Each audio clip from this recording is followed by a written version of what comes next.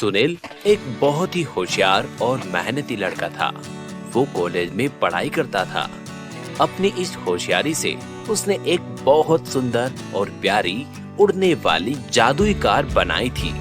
वो कार जब चाहो जब धरती पे चलती और जब मन चाहो आकाश में उड़ती। सुनील उस कार का प्रयोग कॉलेज जाने के लिए करता था। उसका एक जिगरी दोस्त था अनिल। अनिल और सुनील अक्सर साथ में घूमते फिरते थे। यार अनिल, तेरी ये कार लाजवाब है, हमें हर जगह फौरन पहुंचा देती है, वो भी इतने कम टाइम में। मुझे तो लगता है हम हवाई जहाज में ही जा रहे हैं। हाँ यार, जल्दी ही हम इस कार से सारी दुनिया देखेंगे, और वो भी उड़ के। दोनों बहुत खुश रहते हैं और हर पल एंजॉय करते हैं। अगर अनिल और सुनील को कोई फिल्म देखने जाना होता, दोनों कार में बैठते और उड़ के फिल्म थिएटर पहुंच जाते। किसी दिन दोनों को मॉल जाना होता और शॉपिंग करना होती, तो दोनों कार में बैठते और उड़ के मॉल पहुंच जाते। शॉपिंग करके दोनों कार में बैठ के उड़ते हुए लौट के घर आ जाते। उनके कॉलेज में दो लड़के थे, राहुल और कबीर। राहुल और कबीर दोनों सुनील की इस जादुई कार से बहुत जलते थे। यार कबीर, ये सुनील अपने आप को बहुत होशियार समझता है। एक जादुई कार क्या बना ली, अपने आप को कोई सुपर हीरो ही समझने लगा। हाँ यार राहुल, इस सुनील का घमंड तो उतारना पड़ेगा। क्यों ना हम इसकी कार चुरा ले। चुरा के हम इस उड़ने वाली कार में कहीं दूर चले जाएंगे, तब इस सुनील की अकल ठिकाने आएगी। हाँ कबीर, सही कहा। चलो हम आज रात ही इसकी कार को चुराते हैं। दोनों रात को चुपके से सुनील के गैराज में जाते हैं।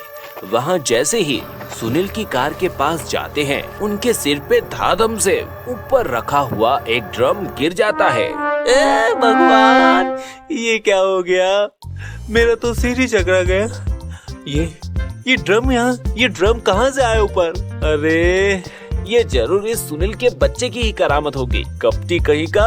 हाय, हालत ही खराब कर दी सुनील के बच्चे ने हमारी। राहुल तुम रुको और चुपचाप कोने में खड़े होके तमाशा देखो। मैं जाके कार चुरा कर आता हूँ। बस यूं गया और यूं आया। हाय! जैसे ही कबीर कार के पास जाता है, ऑयल बिखरा होने के कारण वो रपट के गिरता है। ओए माँ, ये क्या हो गया? इस सुनील को तो मैं ऐसा सबक सिखाऊंगा कि बस देखते जाओ।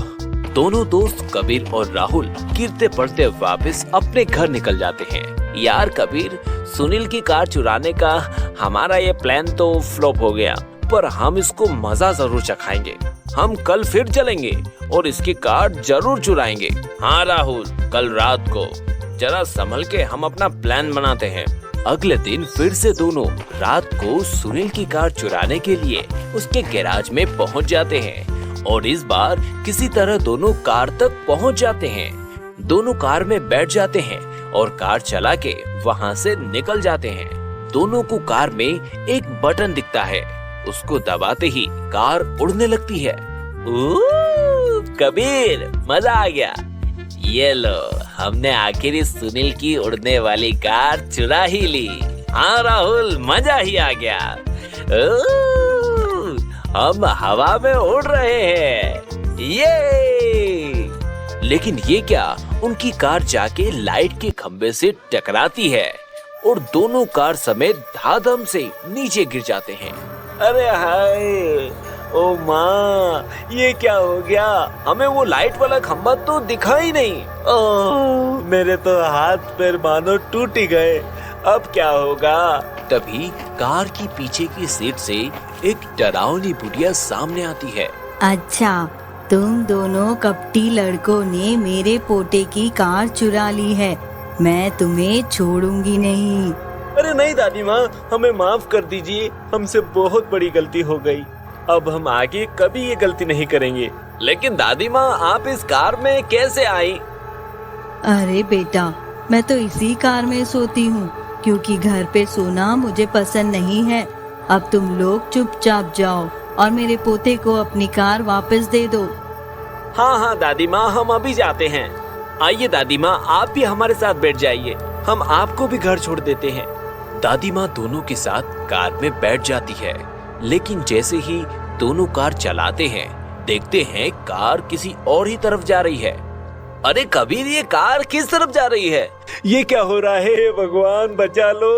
अरे कोई बचाओ हमें, अरे कोई बचाओ हमें, ये कार अपने आप कहीं जा रही है। तब कार अपने आप एक शमशान पहुंचती है और सुनील की दादी वहां उतर जाती है। दादी माँ, आप यहाँ क्यों उतर रहे हो? चलिए हम आपको आपके घर छोड़ देते हैं। नहीं बेटा, यही मेरा घर है। अब तुम लोग जाओ और मेरे पोते को उसकी कार वापस लौटा दो। दोनों घबराते हुए जल्दी से कार स्टार्ट करके और वहां से निकल भागते हैं। दोनों कार लेके सुनील के घर आते हैं। सुनील, जरा बाहर आना प्लीज। अरे तुम दोनों मेरी कार के साथ क्या कर रहे हो? अच्छा समझा, चोरी करने आए थे। शर्म नहीं आती? मेरी मेहनत से बनाई हुई कार चुराते हो। तुम दोनों की तो पुलिस में कंप्लेन ही करूंगा। अब रुक जाओ जरा। अरे नहीं नहीं सुनील, हमें माफ कर दो प्लीज, हमसे बहुत बड़ी गलती हो गई। हम अपनी गलती की सजा भुगत चुके हैं। सुनील आश्चर्य वाली निगाहों से राहुल और कबीर को देखता है। हाँ सुनील, हम कार में जब जा रहे थे तो वो लाइट वाले खंबे से टकरा गए। हमें बहुत चोट आई। देखो देखो हमारी हालत क्या हुई है। आए। चलो ठीक है, मैं तुम्हें माफ कर देता हूँ इस बार। अब कभी ऐसी हरकत मत करना। नहीं नहीं सुनील, हम कभी नहीं करेंगे। ये वचन हम तुम्हारी दादी माँ को भी दे चुके हैं। वो हमारी कार के पीछे वाली सीट पर बैठी थी, पर पता नहीं उन्होंने हमें कहा कि शमशान के पास उनको हम छोड़ दें। हम उन्हें वहीं छोड़ कर आए हैं। यार सुनील, हमें तो कुछ समझ नहीं आ रहा। क्या? ये क्या कह रहे हो तुम दोनों? मेरी दादी माँ को तो मरे हुए 10 साल हो चुके हैं। क्या? अरे माँ, भागो यहाँ से। दोनों के पसीने छूट जाते हैं और वहाँ से दम दबा के भाग खड़े होते हैं। सुनील समझ जाता है उसकी दादी माँ आज भी उसके साथ है और उसका साथ निभा रही है। दादी माँ, आप जहाँ भी हो, आपका बहुत बहुत धन्यवाद। हमेशा ऐसे ही आप मेरे साथ रहना और आपका आशीर्वाद सदा मुझ पर रखना। सुनील दादी माँ को आसमान में देख के प्रणाम करता है